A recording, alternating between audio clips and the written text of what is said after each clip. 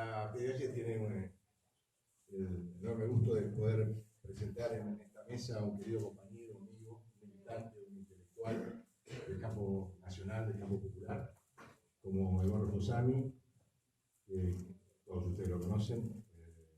Eduardo, además de ser doctor en ciencias sociales y de tener, además, compartir con algunos de nosotros una carrera histórica ya para ambos, como es el derecho, ha sido director del Centro Cultural de Adolfo Conti, un centro emblemático al que honró y nos permitió acceder desde su gestión a muchos de nosotros, a muchas de nosotras. Y la verdad que lo extrañamos mucho, extrañamos esa labor ímproba, comprometida, como ha sido toda la historia de su vida, de su lucha por las mejores causas. Gracias, Eduardo, por estar acá. Nosotros inauguramos hoy una suerte de lo que hoy se va a llamar conversaciones, conversatorios, charlas, exposiciones, desde la Secretaría de Relaciones Institucionales, de la que tengo a cargo. Nos da mucho gusto iniciarla con Eduardo. Seguiremos en las semanas subsiguientes con otros conversatorios y otras charlas, pero inauguramos con esta que un poco, habiendo hablado previamente con Eduardo, se da a llamar neoliberalismo inmobiliario. Yo simplemente, a quien voy a presentar ahora en un minutito, simplemente decirles, anoche me puse a pensar para este panel, para esta mesa, qué palabra, ¿no?, aportar y agregar a lo que Eduardo realmente expresa siempre, ¿no?, expresa en su trayectoria, en su reflexión teórica y en su práctica política. Y me puse a revisar la página web de la PDH y allí encontré un documento del 13 y 14 de octubre de 1984. Lo imprimí, son las Jornadas Nacionales Derechos Humanos en la Educación, Enseñanza y Práctica. La verdad que a mí me conmovió, porque en esta jornada yo creo que participé, porque con Alicia seguramente y con otras compañeras jóvenes docentes que éramos en aquel momento, estaban en la convocatoria la Asamblea Permanente por los Derechos Humanos, la Confederación de Trabajadores de la Educación de la República Argentina, CETERA, la Unión de Maestros Primarios, los gremios docentes, está aquel gremio pequeñito en aquel momento, ADEMIS, que estaba en ese momento en la CETERA, que sigue existiendo, pero fuera de la CETERA, y con adhesiones muy, muy importantes, y el trabajo muy minucioso a cargo de María Luisa Lacroix, coordinadora del proyecto sobre enseñanza de derechos humanos de la PDH. Y María Luisa Lacroix fue una gran pedagoga argentina, yo la conocí en y quiero destacar en esta jornada que que tiene que ver con evocar y con revisar y con reactualizar los contenidos de la lucha por los derechos humanos, la tarea pionera de esta Secretaría de Educación, de estas compañeras y compañeros. Bueno, Alfredo Bravo era el presidente, uno de los copresidentes en aquel momento, el secretario general de la CETERA, así que todo esto tiene también una explicación.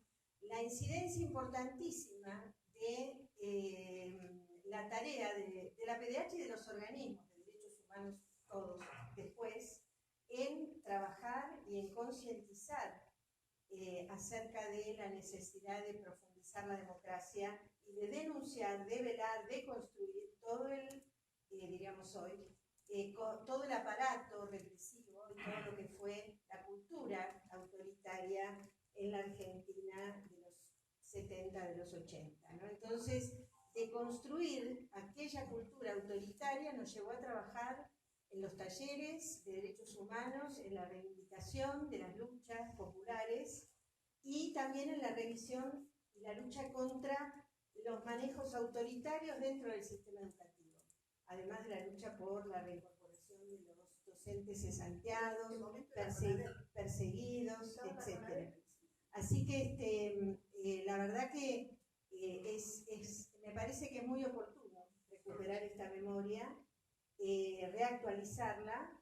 Y este material tiene una vigencia impresionante.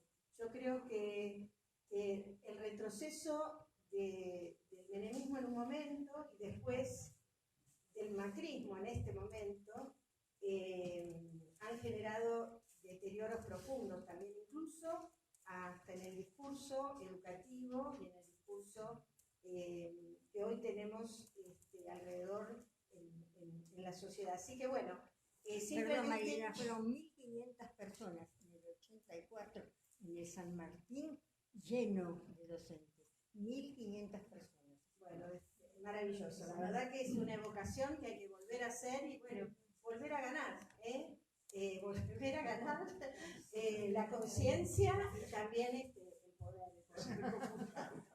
Así que bueno, y ganar la conciencia nuevamente de la sociedad, superando los retrocesos. Así que bueno, para eso tenemos hoy un doctor en ciencias sociales, así fue presentado en el flyer. Para mí me llamó la atención esa presentación porque yo estoy acostumbrada a presentarlo como el militante de derechos humanos, el ex legislador de la Ciudad de Buenos Aires. Compartimos 2 periodos legislativos con Josami, en el viejo Consejo Deliberante y en la legislatura porteña, y la verdad que era un gusto, un lujo compartir esas bancadas, esos bloques muy comprometidos, muy queriendo construir una nueva institucionalidad en la Ciudad Autónoma de Buenos Aires, un desafío político, plural, transversal, pero con una mirada sumamente comprometida con los valores populares y feministas, porque ya desde aquel momento el tema del feminismo tenía un rol en nuestro bloque, en nuestro espacio, tenía un rol importante ya en los 90. Ex legislador, bueno, como decía Eduardo, es abogado, es periodista, fue militante político en los 70 y obviamente por ello sufrió la represión, fue detenido y por suerte, digamos, vivió su condena en la cárcel, por eso es un sobreviviente de la dictadura militar, largos años, más de 7 años, ¿no? 8 años de cárcel, y después siempre luchando, escritor, periodista, intelectual, es uno de los intelectuales orgánicos, diría Gramsci, ¿no? Uno de los intelectuales orgánicos de esta apuesta a construir una sociedad distinta. Así que bueno, y en los últimos años fue director del Centro Cultural Haroldo Conti, como ya señalaba Eduardo. Así que es un placer recibirlo en la PDH. Esperemos que nos continuemos viendo en estos conversatorios y en las luchas como nos vemos habitualmente. Muchas gracias, Eduardo, por la presencia. Bueno, lo primero es agradecer esta invitación, que me parece doblemente grata, en primer lugar porque proviene de un organismo de derechos humanos, de uno de los más, con una trayectoria larga, importante en la sociedad, y en segundo lugar porque, bueno, un ámbito de tantos cumplidos también tiene que ver con que hay unos cuantos amigos acá, los presentadores del público, ¿no? Bueno, a mí también me extrañó verme ahí como doctor en ciencias sociales, no porque no lo sea, sino porque efectivamente no es en general la manera que me presento, pero como estaba hecho el flyer, me pareció inoportuno. Generalmente uno reclama cuando no le ponen algo, ¿no? Que me hubieran puesto, que me hubieran doctorado, y que yo además dijera que lo sacaran y tuvieran que hacer otro flyer, me pareció corregirlo, me pareció que no valía la pena. Bueno,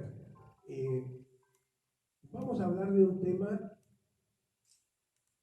mejor dicho, de 2 cuestiones, que son el neoliberalismo y la memoria, sobre las cuales se ha trabajado y hablado mucho en el mundo y en la Argentina, pero que no han sido abordadas en conjunto con demasiada frecuencia. Una de las tantas cosas que deberíamos agradecerle a Enzo Traverso, el historiador francés, bueno, no es francés, en realidad nació en Italia, escribió en Francia y ahora enseña en Estados Unidos, así que es peregrino Pero una de las tantas cosas a agradecerle es que nos ayudó a entender esta relación importante que existe entre el neoliberalismo como nueva razón del mundo, como dicen algunos autores, como forma del capitalismo en esta etapa, y los temas de la memoria y de las políticas de memoria. Bueno, en realidad habría que tratar de entender muy rápidamente, vamos a hacerlo, primero qué es el neoliberalismo. Porque en una época se creía que el neoliberalismo era simplemente el liberalismo que nos había tocado en estos años, a partir de Pinochet en Chile y de los años 80, después con las experiencias de Thatcher y de Reagan, y que en el peor de los casos, bueno, no era más que una intensificación de ciertas características del capitalismo, y tenían que ver fundamentalmente con una eliminación progresiva de las facultades del Estado y consecuentemente un otorgamiento de mayores derechos y libertades, si se quiere llamar así, a los sectores más concentrados de la economía. Bueno, el neoliberalismo es algo de eso, pero su expansión internacional en las últimas décadas y la hegemonía indiscutida que hoy está teniendo en casi todo el mundo ha llevado a profundizar un poco el análisis y ha surgido esta idea que a mí me parece muy interesante para explicar este auge del neoliberalismo y de alguna manera también lo que nos está pasando hoy a nosotros, que es entender que lo que caracteriza al neoliberalismo es esta idea de que los principios del mercado ya no son simplemente los principios de, digamos, de funcionamiento de la economía capitalista, sino que de algún modo deben extenderse a todos los órdenes de la vida social. ¿Qué quiero decir con esto? Nosotros hemos seguramente leído, me acuerdo en este momento, algún artículo de Adriana Kudrow, por ejemplo, acerca de cómo se iba mercantilizando la educación pública. Y nos parecía seguramente algo grave, pero de alguna manera como algo accesorio. Eso se podría eliminar con mayor control o cambiando algunas políticas. Lo que con algo parecido se podría decir del sistema de salud. Y después nos damos cuenta que hay una nueva concepción de los roles del Estado, en el cual el Estado no es que simplemente hace negocios con algunas empresas, sino que pone a la educación pública, a la salud pública, podríamos extendernos por todos los órdenes de la actividad social, un poco regidos por esa misma, por esos mismos valores y por esos mismos principios de funcionamiento de la economía de mercado. Era muy común decir que explicar las confrontaciones políticas centrales en las sociedades capitalistas del mundo occidental a través de la oposición entre el Estado y el mercado. Eso era, en el fondo, bastante cuestionable, porque en realidad no podía existir un mercado sin la protección y la participación fundamental del Estado para asegurar su funcionamiento.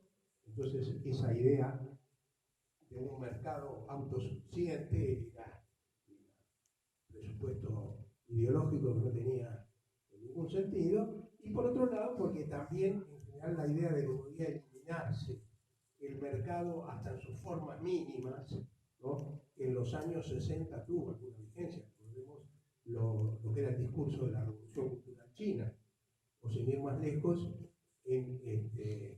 lo recuerdo porque con Lila estábamos en esa época en Cuba, en marzo de 1968, y el 11 de marzo hubo un acto en el que habló Fidel y dijo que había que terminar con el capitalismo en donde existiera, ¿no? Y en realidad terminaron con lo último que había, que eran los timbiriches, es decir, los que vendían, ¿cómo se llama?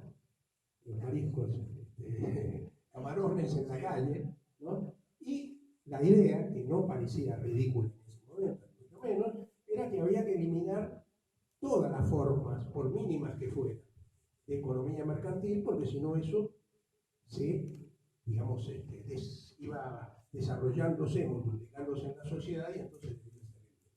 Bueno, después de la crisis de los llamados socialismos reales, hoy esto es un recuerdo curioso, pero no es un tema que esté hoy en debate. Y entonces uno podía decir que la diferencia, por ejemplo, entre la socialdemocracia y los sectores del liberalismo conservador, digamos, en general de centro-derecha, tenía que ver con la capacidad de regulación del mercado que se le otorgaba al Estado, ¿no? Y con, en general, con la presencia del Estado en la economía. Con el neoliberalismo, como de alguna manera ya lo anticipamos, este debate se tiene que plantear de otra manera, porque ya no es un Estado que se reduce para posibilitar la expansión en el mercado de los sectores concentrados, sino que de algún modo es un Estado que está al servicio de lo que algunos autores han llamado la economización de la sociedad. Es decir, lo que decíamos antes, ver toda la sociedad como mercado, ¿no? Y esto, que no es difícil de entender en principio, me parece que explica que aquellas cosas tan ridículas que hemos escuchado a veces de boca del ministro Burrich o de algunos otros funcionarios, como cuando decían, bueno, ¿por qué cada uno no se pone un emprendimiento de cerveza artesanal? Bueno, no deja de ser ridículo, pero es la exageración de algo que ellos piensan como un modelo económico. Es decir, la idea de que cada uno tiene que ser empresario, ¿no?, de su propio destino, aunque esto no es excesivamente poético, ¿no?, de su propia persona. Entonces, todos nosotros somos unidades económicas, no somos trabajadores o empresarios, somos todo eso, pero fundamentalmente cada uno como una unidad económica que tiene que maximizarse. Y para maximizarse no hay cosa mejor que participar en este proceso de la competencia general que se da ya no en el mercado, sino en la sociedad. Bueno, a mí me parece que esto es interesante porque de alguna manera esta expansión de los principios del mercado y de la competencia, que es la esencia del mercado, al conjunto de la vida social, va haciendo que retroceda la política. Es decir, si nosotros en esta formulación que decíamos vemos que cada uno de nosotros es un empresario de sí mismo, entonces, bueno, ¿qué son los partidos políticos? ¿No? Es decir, una suma de intereses individuales difícilmente conciliables, ¿no? Entonces no encajan en este modelo. Pero tampoco encajan los sindicatos. A mí me gusta poner siempre,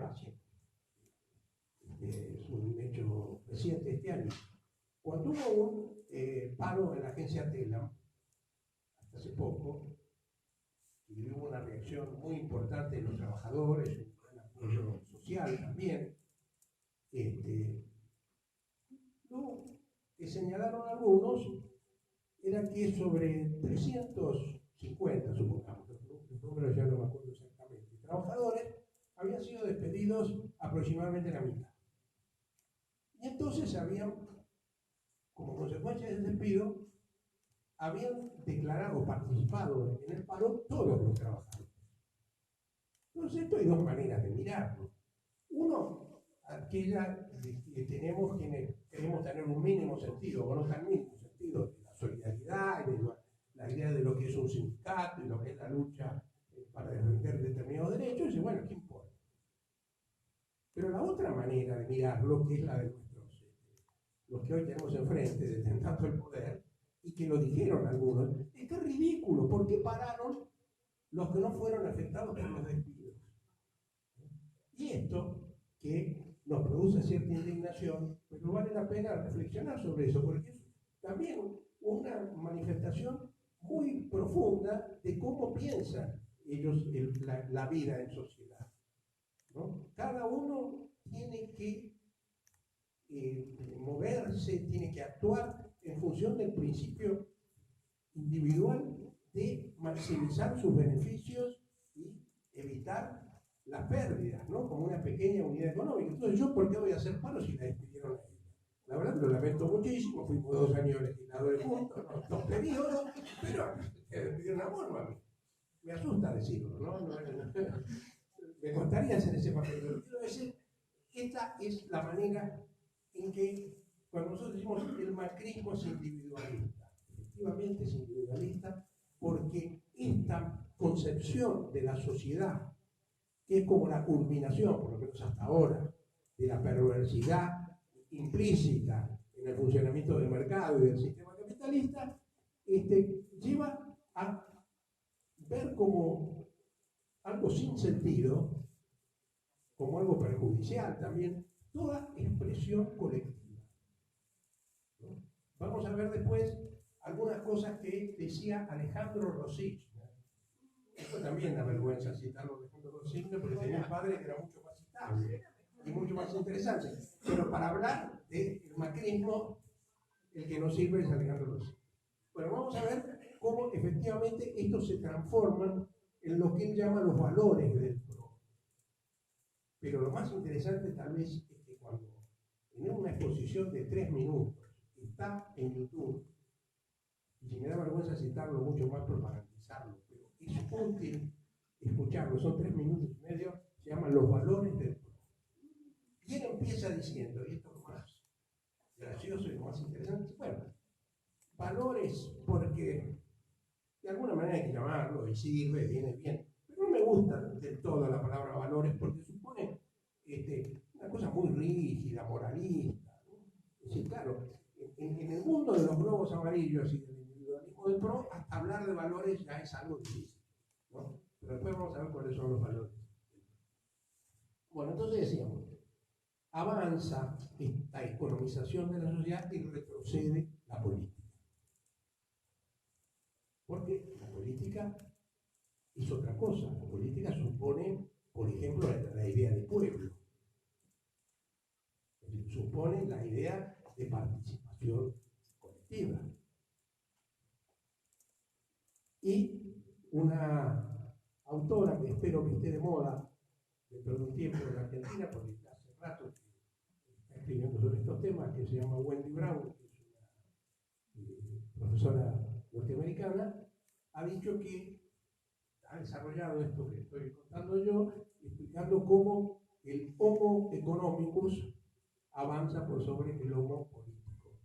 Porque dice, Adam Smith y después sus continuadores fueron delineando lo que era ese hombre que se movía exclusivamente por el interés personal, ¿no? Era como la base en última instancia del funcionamiento del mercado y del capitalismo. Pero siempre hubo otra cosa, que con mayor o menor fortuna acompañaba ese desarrollo del mercado y trataba de limitar sus efectos más perversos. Y la idea del neoliberalismo desconoce la existencia de ese aspecto político del hombre, digamos así, ¿no? Y todo es economía, todo es. Bueno, ahora, ha habido algunas, no sé si muchas discusiones, pero yo he descubierto que hay como matices en esta discusión sobre el liberalismo, incluso en nuestro propio campo. He escuchado compañeros que a veces dicen, sí, pero el neoliberalismo no me gusta mucho la expresión, porque liberales, estos no son liberales, son más que liberales, son lo peor, ¿no? Entonces alguien dice, bueno, pero tampoco son la dictadura, y entonces ahí se movió bárbaro, no sabemos qué son, ¿no? Y algunas veces he escuchado decir, esto no es neoliberalismo porque es neocolonialismo. La verdad que no es contradictorio.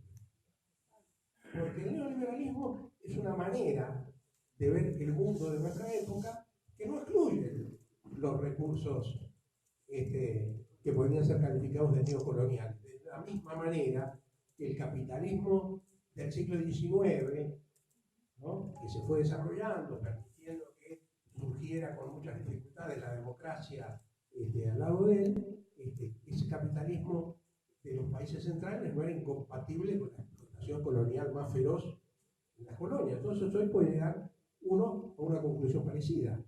Es decir, esta expansión neoliberal en el mundo no excluye que los países centrales que adoptan este orden neoliberal, donde en el discurso pareciera ser que la ideología neoliberal se expande naturalmente, sin necesidad de recursos de violencia, ni de ningún forzamiento, digamos así. Bueno, ha sido acompañado en el mundo con las guerras en el Medio Oriente, la invasión en Irak, los bombardeos a China, las bases de Guantánamo. Es decir que esto es neoliberal no implica desconocer que estamos viviendo también en un momento de expansión capitalista donde se recurre a las formas extractivistas, a las formas típicas del colonialismo. Pero me parece que no hay que renunciar a la palabra neoliberalismo, porque esta dificultad para entender a veces lo que está pasando en nuestras sociedades tiene que ver con que estamos asistiendo a formas nuevas de la expansión capitalista y estamos asistiendo a discursos nuevos también que vale la pena tomar en cuenta. Bueno, ahora vayamos un poquito a la memoria, diciendo cosas que son obvias. En realidad, todos sabemos que cuando hablamos de memoria entre nosotros, estamos hablando de políticas de memoria. Estamos hablando de voluntad de memoria. Porque memoria hay siempre. Uno se acuerda de las cosas que a veces quisiera olvidar, ¿no? Y se olvida, sobre todo cuando pasó la edad promedio, que acá debe ser 35 años más o menos, uno se empieza a olvidar de cosas que le gustaría recordar, ¿no es cierto? Entonces hay una memoria que no es voluntaria, que algunos llaman la memoria como afección, como algo que me pasa, la memoria, más allá de que yo quiera o no que me pase. Pero hay otras cosas que nosotros queremos recordar.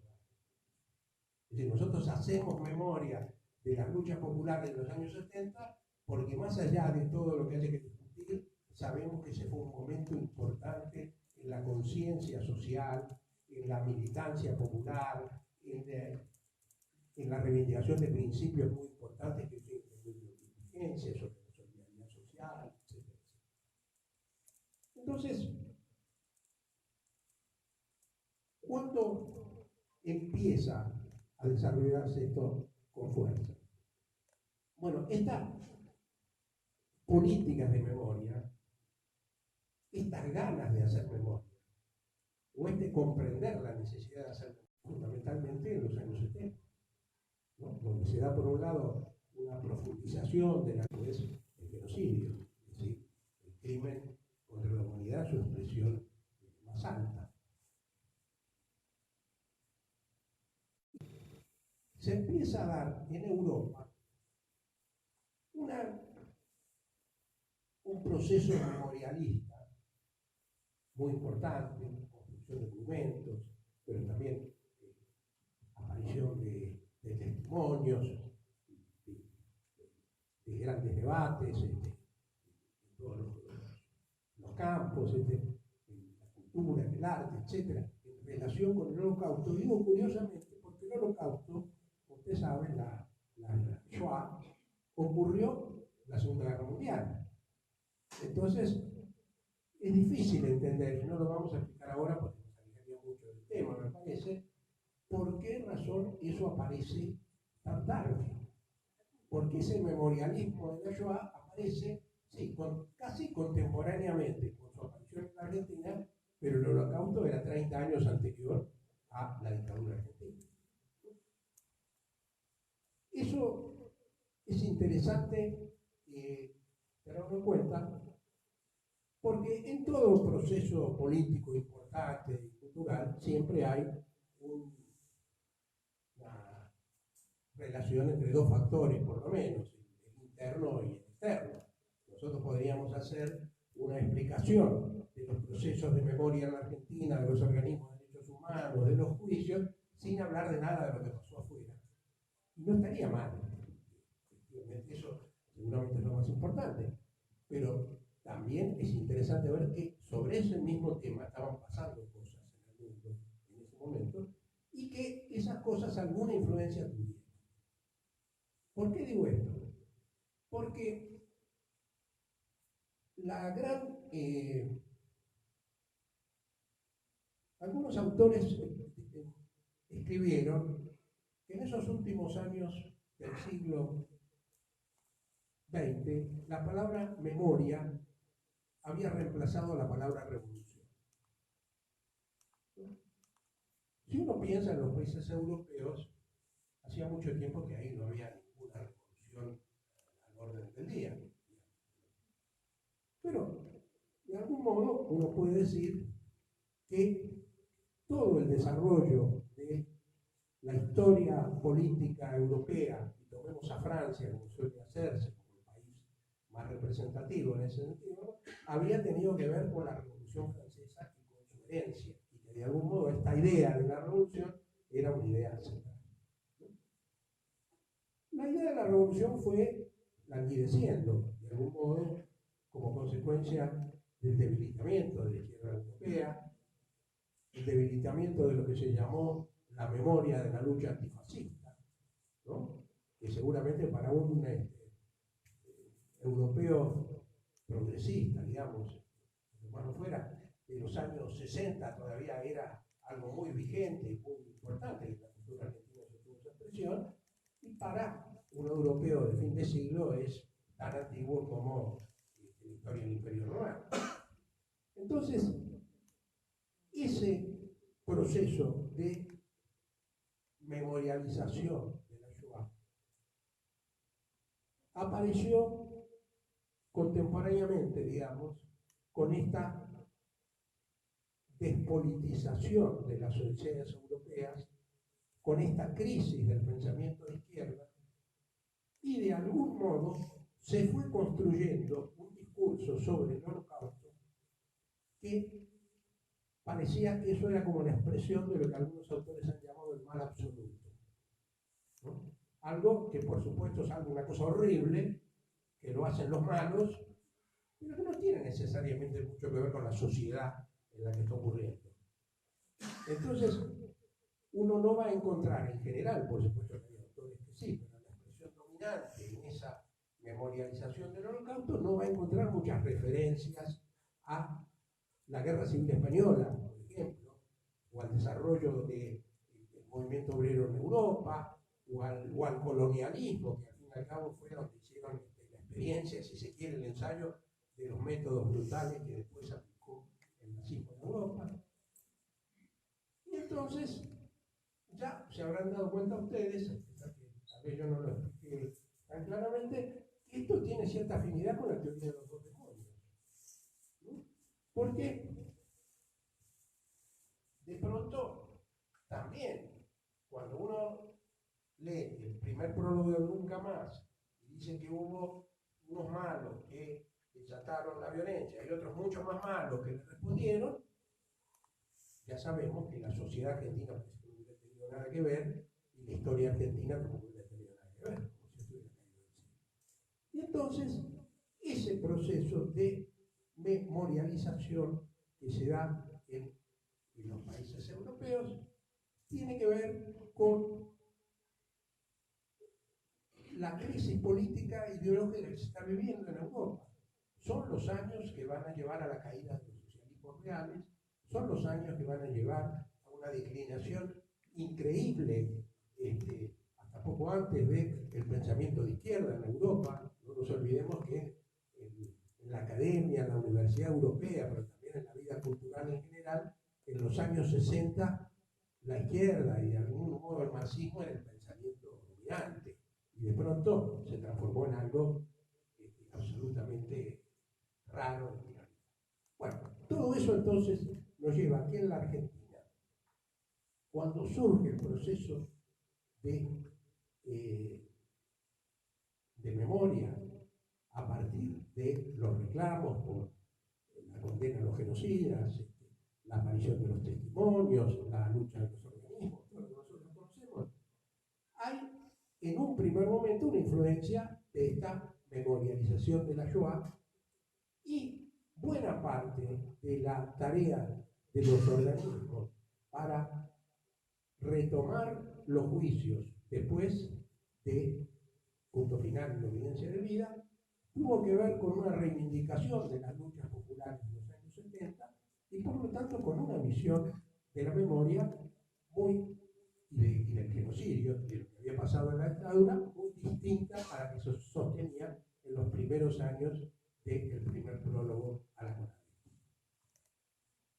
Como ustedes ya habrán dado cuenta, esa mirada despolitizada del Holocausto tenía que ver también con lo que podríamos llamar una crisis civilizatoria muy profunda.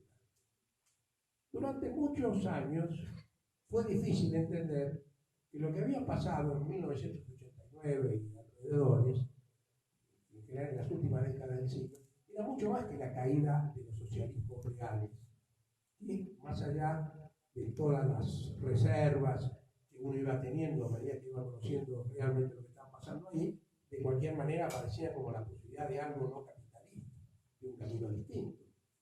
Pero esa caída de los socialismos reales fue acompañada de un debilitamiento general de la cultura de la izquierda en el sentido más profundo, ¿no? La idea de que el conflicto social era de alguna manera el motor del desarrollo de las sociedades.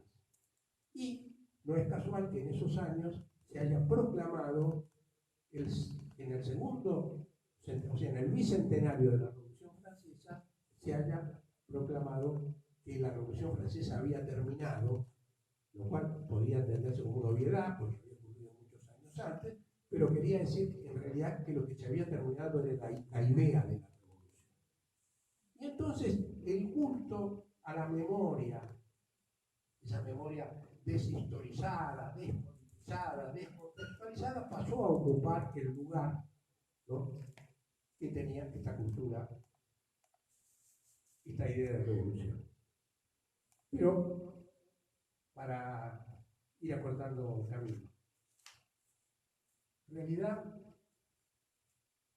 lo que nosotros estamos diciendo es que se produjo entonces una crisis que era mucho más allá, incluso eso lo estamos viendo hace poco, que lo que intuyó el gran historiador Eric Hobsbawm cuando decidió terminar el siglo en 1989, ¿no? Lo que él llama el corto siglo XX. ¿No? Ese era el siglo, todavía para Eric Hobsbawm, era el siglo de las revoluciones. Empezaba con la gran crisis que supuso la Primera Guerra Mundial y después la Revolución de Octubre y terminaba con la caída del socialismo real. En el discurso dominante a partir de estas últimas décadas del siglo XX, este siglo dejó de ser el siglo de las revoluciones y fue el siglo del totalitarismo y de los genocidios y de los grandes crímenes de la humanidad. Es decir, algo repudiable si fuera eso solamente, si no hubiera existido el otro también, ¿no? Elemento central en el discurso dominante en ese momento, que es el discurso del neoliberalismo.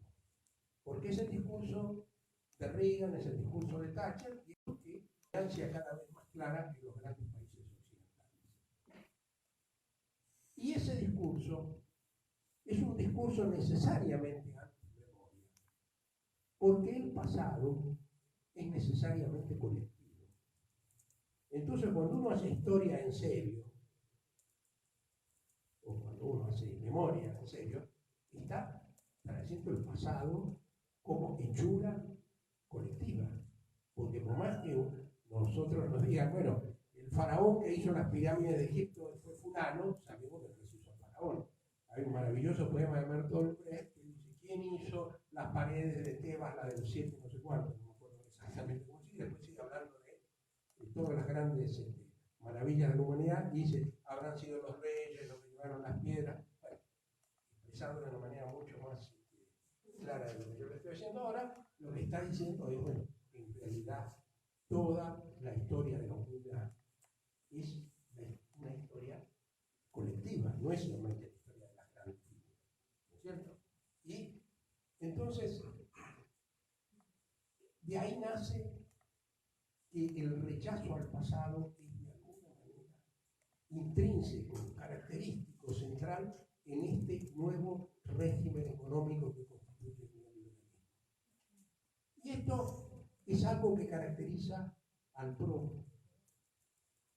Y, perdonen, estoy con un esquema que era para una exposición un poco más larga, me parece, porque estoy tratando de poner los elementos centrales, pero vamos a discutir. Esto caracteriza al PRO, que además es una fuerza que nace después del año 2001.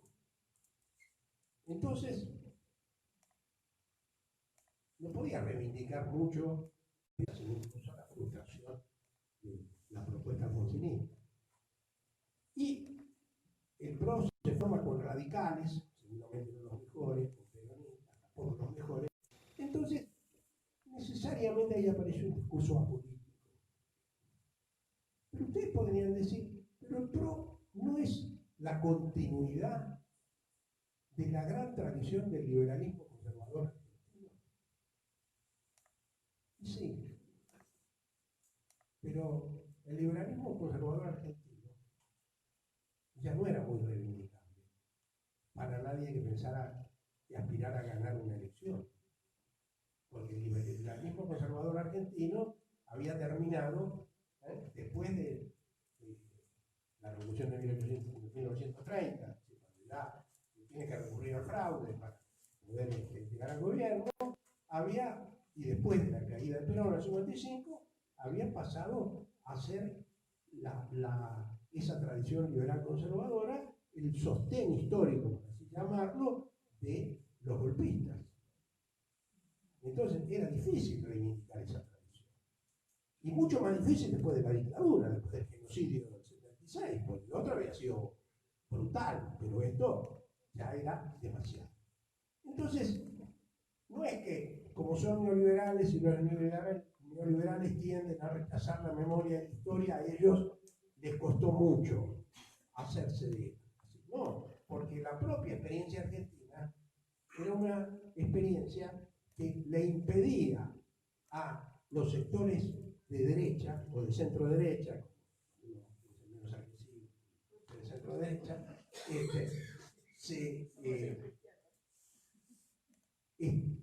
no estaban, como decíamos, en condiciones de reivindicar una historia que curiosamente esa reivindicación a través de la historia había sido una de las características distintivas y principales de la tradición del liberalismo conservador en Argentina.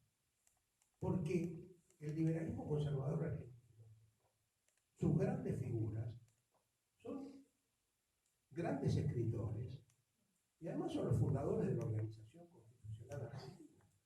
Entonces, ¿cómo justifica después la derecha argentina cuando se opone a Hipólito Yrigoyen, en todo momento? Bueno, somos los continuadores de esa tradición, ¿no? En el primer siglo de vida independiente, el diario La Nación saca un suplemento interesantísimo, ¿eh? Joaquín B. González escribe un libro, El espíritu del siglo, ¿no? No, no es el espíritu del siglo, es el juicio del siglo.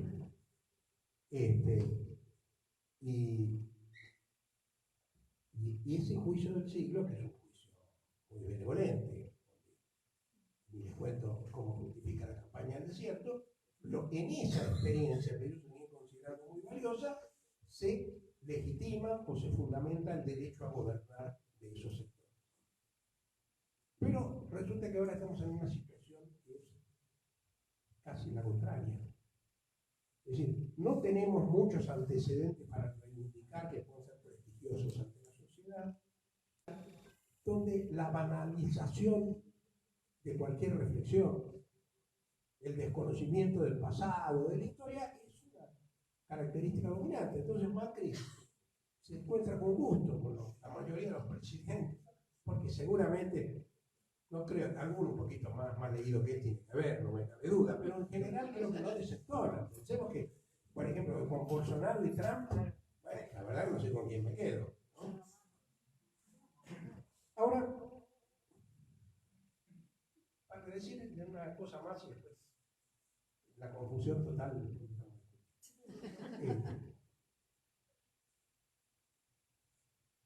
Yo decía que en el año 89, 90, cae el socialismo real, el muro de Berlín, Fukuyama escribe ese libro, pareció que iba a ser importantísimo y nadie se acuerda, pero en su momento tuvo influencia, ¿no? Se decía, no, esto es algo más, es como una crisis de la civilización, porque nos damos cuenta que muchas cosas iban cambiando y nosotros teníamos que seguir viviendo y haciendo política, me acuerdo, compañera, y había que inventar cosas, pero no era fácil, porque cada día descubríamos, ¿no? Esa es la característica de las crisis profundas, que uno no tiene que apoyarse, porque cuando dice, no, pero yo me apoyo, desde el marxismo miro esto, otro decía, bueno, pero el marxismo también está cuestionado. Y así aparecía todo el mundo. Y entonces, de pronto algunas lecturas a mí me ayudaron a entender qué era lo que estaba cambiando en ese momento. Porque si uno quiere, esto es una tarea demasiado ambiciosa, pero la vemos acá, ¿no? Pero quiere pensar la historia de la humanidad, no de la Argentina ni de los últimos 30 años del mundo, dice, ¿qué cosas tomaríamos para caracterizar distintas épocas, distintos momentos de ruptura en la historia de la humanidad? Y entonces alguien dijo, y alguien lo dijo hace 2000 años también, pero bueno, tal vez lo interesante es saber qué concepción del tiempo tiene cada época. Tiempo, todos tenemos una mirada sobre el tiempo, sabemos lo que es el tiempo, ¿no? Pero no era lo mismo mirada sobre el tiempo cuando la gente creía en el siglo 1000 que estaba asistiendo al fin del mundo, que en cualquier momento parecía, que la que tenemos hoy, ¿no? No era la misma mirada sobre el tiempo la que tenía la Revolución Francesa, que quiso instalar un calendario nuevo para empezar todo desde cero, que la que tenía un señor que vivía en la Edad Media y que se da cuenta que su abuelo y sus nietos todos vivían en una sociedad que parecía que no había cambiado. Entonces, se ha desarrollado en algunos historiadores franceses la idea de lo que llaman regímenes de historicidad. ¿Qué quiere decir eso? Cada época tiene necesariamente que conjugar una relación entre el presente, el pasado y el futuro. Y entonces, muy esquemáticamente, uno puede decir que hasta que llega ese proceso de la ilustración europea, ¿no? Que después va a culminar con la Revolución Francesa, el pensamiento, la gente vivía mirando al pasado y la legitimación era a través del pasado. Es decir, un rey de las monarquías absolutas de Europa Occidental era rey porque su padre había sido rey, su abuelo había sido rey. Seguramente en medio de eso había también alguna trampita, qué sé yo, por ahí no asumió exactamente, pero la historia de eso se lo perdonaba. En última instancia se legitimaba por el pasado. Y la idea era que la historia se repetía. Porque, bueno, eran tan lentos los cambios económicos, por ejemplo, en la forma de producción, en la cultura, que uno decía, nada nuevo hay bajo el sol. Lo dice la Biblia, ¿no? Y eso se resumía en una fórmula, está tomada de un discurso de Cicerón, que no debe haber sido el primero que lo dijo, pero es más importante, que dice, la historia es maestra de la vida. Entonces yo quiero vivir sin problema, miro la historia y encuentro un camino. La Revolución Francesa cambió todo eso. Quiso hacer un nuevo calendario, no debemos nada del pasado, debemos un mundo totalmente nuevo. El nuevo calendario no pudo imponerse, porque tuvo unos años de vigencia, ¿no? Pero de cualquier manera hubo un momento de ruptura muy importante en el pensamiento y aparece una nueva época que, según estos autores, llegaría hasta las últimas décadas del siglo XX. Tomemos en 1989 como fecha simbólica. Y ahí, en ese tránsito, ya lo determinante es el futuro. Yo no me legitimo por el pasado, porque yo, por ejemplo, soy un pensador alemán de la década de 1840 en Europa, comprometido con el movimiento de los trabajadores, y lo que yo quiero no es glorificar la Revolución Francesa, que ya para mí es pasado, sino llegar a algo que la perfecciona, que es la culminación de la Revolución Francesa, que sería el socialismo, ¿no? Y los que no pensaban en el socialismo pensaban en el desarrollo de la ciencia que nos iba a dar un mundo mucho mejor, en la felicidad de los hombres que iban a tener la posibilidad de gozar de un bienestar que hasta ahora nunca habían tenido, pero siempre era el futuro. Era un mundo optimista.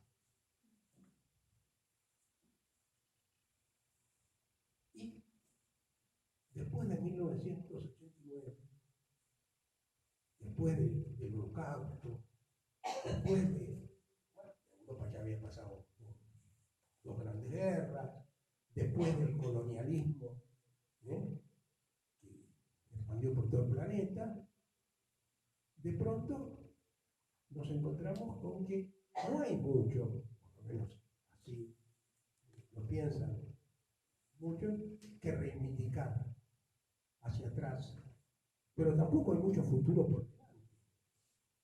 Y entonces aparece una expresión que es el presentismo, que me parece que nos interesa a nosotros, más allá de los historiadores que van a pasar 200 años discutiendo si eso no era más adecuada, porque tiene mucho que ver, porque yo escucho el discurso de Macri y digo esto. Ningún respeto por lo que vino antes, la historia la reinventan cada vez que les hace falta, como uno lo hace con las cosas que le parecen secundarias, ¿no es cierto?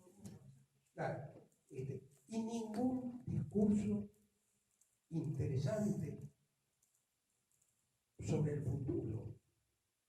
Porque además, lo que no sabe Alejandro Rosina es que para tener un proyecto futuro hay que mirar al pasado. Que no es posible decir, a mí no me interesa la historia argentina, yo vine ahora acá, y como soy amigo de Naveo, soy el que no, pero vos acordate que pasaron cosas antes. Si no, ni vos ni Naveo tenían. Entonces, para ir terminando, porque se ya hablé mal. Sí, sí, pero es muy interesante. Por eso ¿Qué pasa?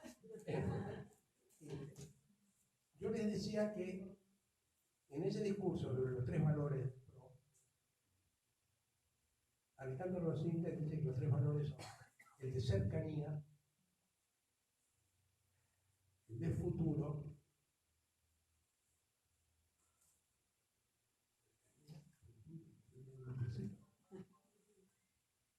ahorita no te acuerdas, ¿no?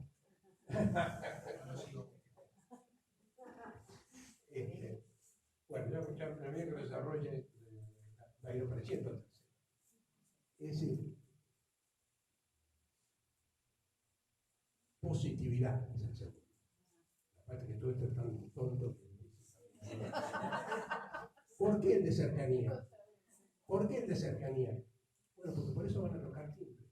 O mejor dicho, iban hasta que empezaron a manifestarse las consecuencias de la política de ellos y la gente los rechaza. Pero en un primer momento decían, no, ¿para qué vamos a hacer actos? A pesar que habían hecho algunos, no se había ido del todo mal. Por supuesto, no eran las grandes concentraciones del movimiento de derechos humanos, ni tampoco del peronismo y del kirchnerismo, pero habían hecho algunas cosas. Pero no necesitaban actos.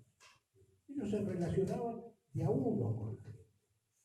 Y esto es interesante porque es coherente, como me parece a mí, con todo lo que venimos diciendo.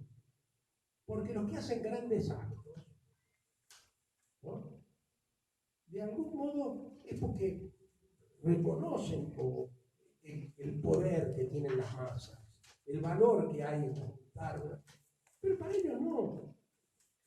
Entonces, cercanía. Porque nosotros vamos y hablamos con cada uno y no hablamos del pasado. Y como dice Tonto, está lleno de muertos. Pero qué descubrimiento, pero acá está la perversidad intrínseca. Porque uno dice, qué descubrimiento, qué tonto, pero al mismo tiempo dice, qué infame. Porque está diciendo todo lo contrario de lo que pensamos nosotros. Hasta ahí con esa frase solamente. El pasado está lleno de muertos. No hay que nos importa. ¿No? Y nosotros todos los días